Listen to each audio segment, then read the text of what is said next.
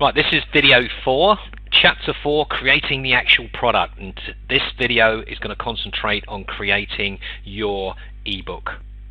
Okay, here we are, and this is OpenOffice. Now there's lots of ebook creation software out there. Some of it's good, some of it's bad, some of it you pay for and some of it's free. So what I've done here is I'm going to give you a demonstration on how to put an ebook together via OpenOffice, which is a free piece of software. You just go to openoffice.org and download it to your computer. You'll get an icon for your desktop. You just double click the icon and it opens up just like this. Now it's like any other piece of word processing software, okay, except for it has this little border around it. So this is the kind of standard template, and believe me, even just the very basic standard template can look extremely nice when it's finished. I will give you an example of that now for an ebook that I made a couple of weeks ago.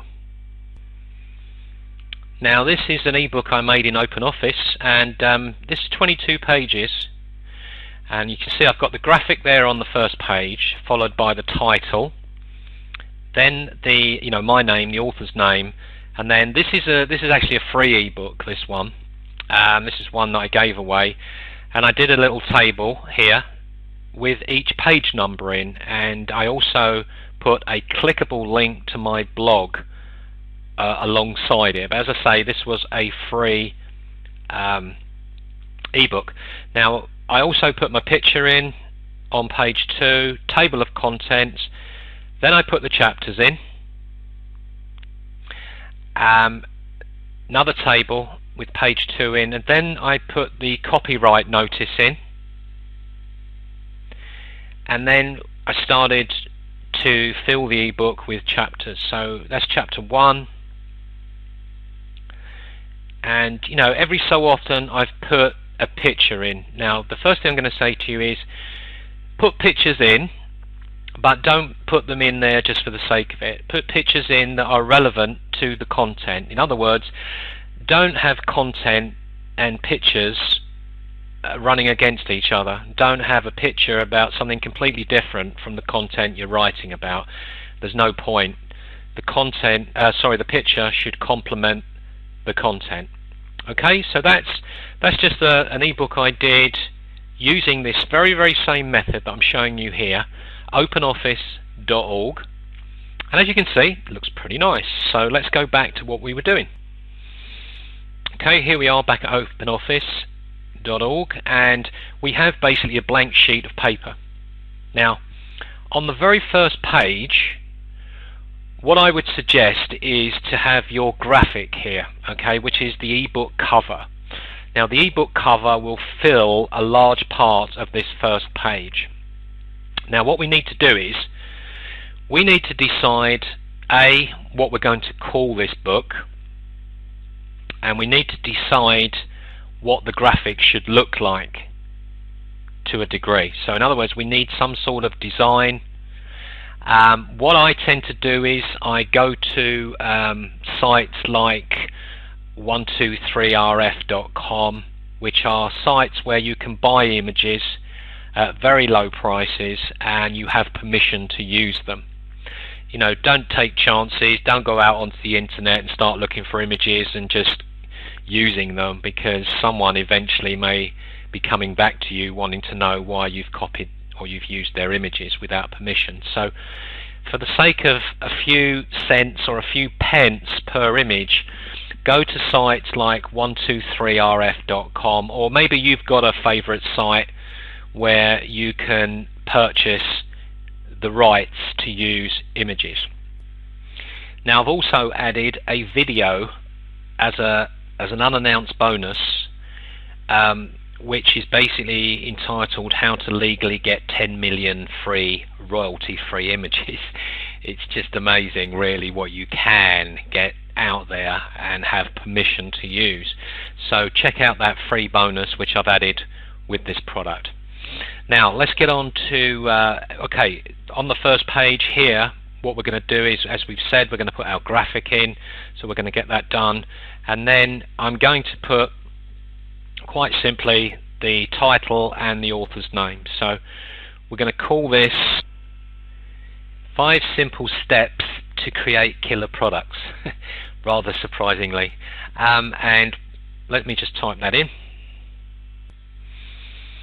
Okay, now all I'm going to do is I'm going to copy this, and then I'm going to come right down to the bottom, paste it in, and we're going to centralize it. So I just highlight it like that, come up the top here, just click on center, change the text style. I'm going to change it to Georgia, and we'll increase it to size 14, and we'll bold it like that. So we're going to have this down the bottom, so this is going to be below the graphic. I think what I'll do is the actual product title, I'll choose a different color. Let's choose something like a dark blue, well, medium to dark blue, like that. And then right down the bottom here, what I'm going to do is I'm going to put a table in here. So I'll show you how to put a table and why I'm doing it. I'm putting this table in just so it looks neat, and it will have the page number in there. And if you were doing a free ebook, you could put the URL, the clickable URL to your blog or whatever your offer in there as well. But because this is a paid product, I don't want to put links all over the place coming to my other products. So I'm just going to do a standard table. I'm going to come up to the top here where it says table, and as you can see, I'm just going to choose one of these squares and just click it like that, and then a table appears down here. Now you can have this table any depth you like just by clicking the return key. If I click the return key, you can now see my table is bigger. And there's 2 things I'm going to do to this. Firstly, I'm going to get a background color, and I'm also going to insert the page number, which is page 1. Just make the page number a little bit smaller like that. Let's just get that a little bit more centralized. And of course we're going to have a background color. So what I do is I just put my cursor to the side of the table. It says select table row, and just click like that, and it highlights the table. Then what I do is I come up to here, or you can come up to here, it's the same, it's the background color. Okay, it's just like a little paint pot, and select a background color for your table. So I'm going to select fairly lightish blue. I would suggest maybe light blue, light grey, something like that. Let's try this grey, blue grey. There we go, that's not bad. Nice and light, and it gives us just this nice little touch to the page. Makes the page look special. So that's the first page. The graphic's going to go in here, and I'll show you how to insert images. We haven't got the graphic yet because we're going to get that made. And then we come on to page 2. So what do you think we ought to be putting on page 2? Well, we should have a copyright notice we should have some sort of copyright disclaimer notice. So let's do that now. What I'm going to do is I'm going to create a table. So let's have a table at the top here, and again we come up to create table, single table, but this time we'll make this table a little bit bigger. So let's have a table of that size. Let's just delete this so it goes up the page a little bit. Let's have this right at the top. So we've got this table, and again, remember how we put the colour in. Right, so what we do now is we highlight the table by just putting the cursor to the left, clicking, and then we come up to here where the paint pot is, and we just add our blue-grey colour to that table, and that gives us this nice coloured shaded area. So we can add our copyright text to this now. Okay, what I've done here is I've just pasted in the table of contents and the actual chapters that I'm going to put into this book. Now, every chapter is a step. So do you remember me saying to you earlier on, keep it simple. When you've got your content sorted in the order you're going to present it, your first piece of content or your first chapter is going to be your first step. So that's the first thing we want to teach our reader. So on the first chapter here, I'm putting in, why do you want to create your own product? Okay, so that's the first step I'm asking the reader to take. I'm asking him or her to think about why they really want to create a product. The next step is product ideas, where to get them fast. Okay, so we're going to have a list of how people can find product ideas to use, where they can go to get them, because it's a logical sequence, isn't it? After you've worked out why you want to create your product, you then tell them where they can get ideas for that product, and then you go into the third step, where to get a never-ending stream of content, because now they need the content for that product. And then the fourth step, which is your fourth chapter, creating the actual product, which is what we're doing now, aren't we? We are creating a product. I'm showing you how to create an ebook. So the first step is ebooks, and then the final chapter, which is the final step, creating the actual product, which is videos. Well, I'm just going to change the colour, or I've just changed the colour of the table of contents, and I think what I'll do with the actual wording here for the chapters, we're going to take off the bold, and I'm going to make it slightly italicised. Italics, that is, by the way, for those that didn't know. And not sure if I like that, to be honest. Let's see what it'd look like if we just had the chapter in bold. I think that might look a little bit better. Let's just bold up these chapters. Okay, now this is page 2, so we've got a fair bit of space here. So what we could do here is we could put a photo here, a photo of you, because it always looks nice when the author gives their name and picture. You can relate to that person then, like I showed you in the PDF I made previously. So what I'm going to do is I'm going to insert my picture here. Now it's just the same as inserting a picture into any document. We're going to insert it over to the left, so I'm going to line to the left with my cursor. Then you just come up the top here and just click on Insert, and then look for Picture from File, and then just find the picture on your computer. Click on Open, and there's the picture. Okay, so I'm just going to align that over to the left, and underneath the picture I think I'll just put my name. So just put your name under your picture if you want. Let's change the colour of that text.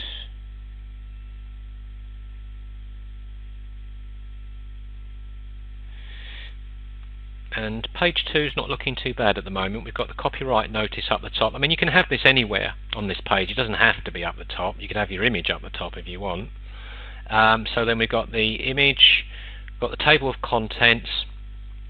We've got this which explains the chapters.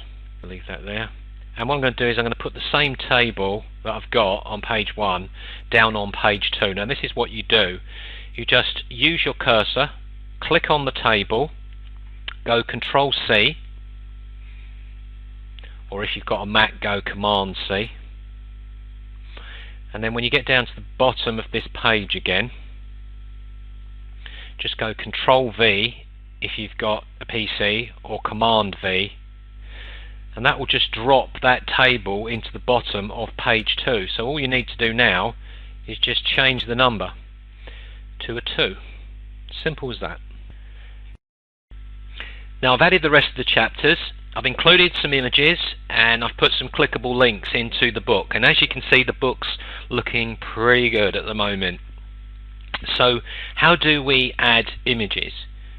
Okay, well all we do is we simply come up to the top here, and where it says insert, it brings this drop down list here, and I just click on picture from file, find the image from your computer, just click on that and it will import straight into this space.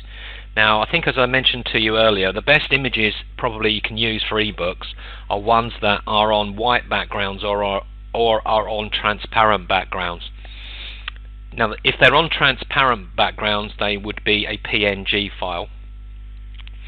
Now, when you import the image, you can resize them like this. You can just drag and drop them to resize them. I tend to try and have all the images of a similar size, but there are occasions, for instance here, where sorry if I'm making you go dizzy by scrolling down, but if you look at this type of image, which is more of an instructional image, if you like, because some of the text can be quite small in the image, I tend to stretch them out a little bit so people can actually read the text and what's going on in that image. So sometimes if it's an instructional image like that, I will make them a little bit wider. Alright? As I say, you can resize them simply by stretching them out to get the actual size of the image that you want. Now, the next thing I'm going to cover here is I'm going to cover inserting links, hyperlinks, just clickable links that will link through to a resource that we're talking about or to a product that we may be talking about. Now, here you can see I'm talking about a course called Traffic Maniacs 2.0 here, and I've linked that to the link to the website. It's very simple to do that. All I do is, let me just highlight that for a second, and you can see as I come up here, it says Traffic Maniacs 2.0 in this left-hand text box, and it says it has the address that we link to. The full HTTP address is needed.